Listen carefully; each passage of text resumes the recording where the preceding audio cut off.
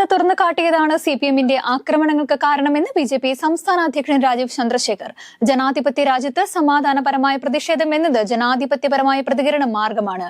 എന്നാൽ പ്രതിഷേധങ്ങളെ അസഹിഷ്ണുതയോടെ കാണുന്നതാണ് കമ്മ്യൂണിസ്റ്റ് പാർട്ടികളുടെ കീഴ്വഴക്കം. തുടർച്ചയായി 10 വർഷം ലഭിച്ച ഭരണം ഒരു പാർട്ടിയെ ആകമാനം ജനാധിപത്യ വിരുദ്ധതാക്കി തീർക്കുന്നതിന്റെ കാഴ്ചകളാണ് 2 ദിവസമായി കേരളത്തിൽ കാണുന്നതെന്ന് അദ്ദേഹം കൂട്ടിച്ചേർത്തു. ആശാവർക്കർമാർക്ക് 3 മാസത്തെ ഓണറേറിയം നൽകാൻ ആവശ്യമായ തുക അനുവദിച്ച സർക്കാർ ജൂൺ മുതൽ ഓഗസ്റ്റ് വരെയുള്ള മാസങ്ങളിൽ നൽകേണ്ട തുകയാണ് മുൻകൂറായി അനുവദിച്ചത്. 6 മാസത്തെ തുക മുൻകൂർ നൽകണമെന്നായിരുന്നു സർക്കാരിനോട് ആവശ്യപ്പെട്ടിരുന്നത്. കൂടാതെ സംസ്ഥാന സിവിൽ സപ്ലൈസ് കോർപ്പറേഷന് വിപണി ഇടപെടൽ പ്രവർത്തനങ്ങൾക്കായി 100 കോടി രൂപ അനുവദിച്ചതായി ധനമന്ത്രി KN ബാലഗോപാൽ അറിയിച്ചു. ആവശ്യ നിത്യോപയോഗ സാധനങ്ങളുടെ വിലക്കയറ്റം ഒഴിവാക്കുവാനുള്ള വിവിധ പ്രവർത്തനങ്ങളെ സഹായിക്കാനാണ് തുക ലഭ്യമാക്കുന്നത്. സംവിധായകനും നടനുമായ ബാലചന്ദ്ര മേനോനെതിരെ സിനിമാ നടി നൽകിയ ലൈംഗിക അതിക്രമ കേസിലെ നടപടികൾ കോടതി അവസാനിപ്പിക്കുന്നു. ഇതിന്റെ ഭാഗമായി പരാതിക്കാരിയായ നടിക്ക് കോടതി നോട്ടീസ് നൽകി. ബാലചന്ദ്ര മേനോനെതിരെയുള്ള ആരോപണങ്ങൾക്ക് തെളിവില്ലെന്ന് ചൂണ്ടിക്കാട്ടിയാണ് പോലീസ് അന്തിമ റിപ്പോർട്ട് സമർപ്പിച്ചത്.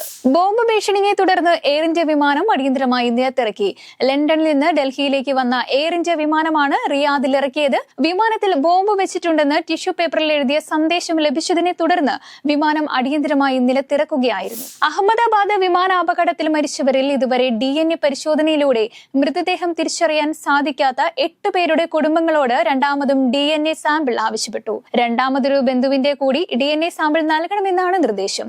DNA മാച്ച് ചെയ്യാതെ മൃതദേഹങ്ങൾ വിട്ടു നൽകാൻ സാധിക്കില്ലെന്ന് അധികൃതർ. കൂടാതെ കത്തിയെരിഞ്ഞ എയർ ഇന്ത്യ വിമാനത്തിന്റെ അവശിഷ്ടങ്ങൾ മാറ്റി തുടങ്ങി. എയർ ഇന്ത്യ വിമാനത്തിന്റെ ഭാഗങ്ങൾ അഹമ്മദാബാദ് വിമാനത്താവളത്തിലെ ഗുജറാത്ത് സ്റ്റേറ്റ് ഏവിയേഷൻ ഇൻഫ്രാസ്ട്രക്ചർ കമ്പനിയുടെ ആസ്ഥാനത്തേക്കാണ് മാറ്റുന്നത്. പഹൽഗാം ഭീകരാക്രമണ കേസിൽ നിർണായക വഴിത്തിരിവ്.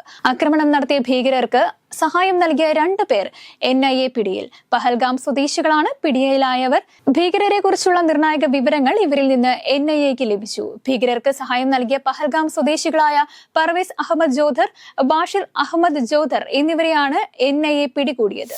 ഇസ്രായേൽ ഇറാൻ സംഘർഷത്തിനിടെ ഇറാൻ പ്രസിഡന്റ് മസൂദ് പെസഷ്കിയാനുമായി ഫോണിൽ സംസാരിച്ച പ്രധാനമന്ത്രി നരേന്ദ്രമോദി സമീപകാല സംഘർഷങ്ങളിൽ ഇന്ത്യയുടെ ആശങ്കയും അറിയിച്ചു.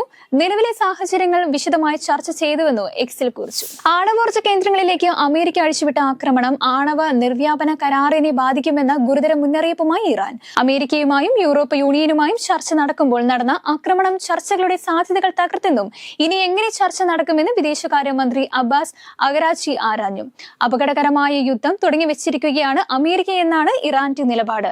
നടപടിയെടുക്കണമെന്ന് ഇറാൻ UN സുരക്ഷാ കൌൺസിലിനോടും അന്താരാഷ്ട്ര ആണവ മേൽനോട്ട സമിതിയോടും ആവശ്യപ്പെട്ടു.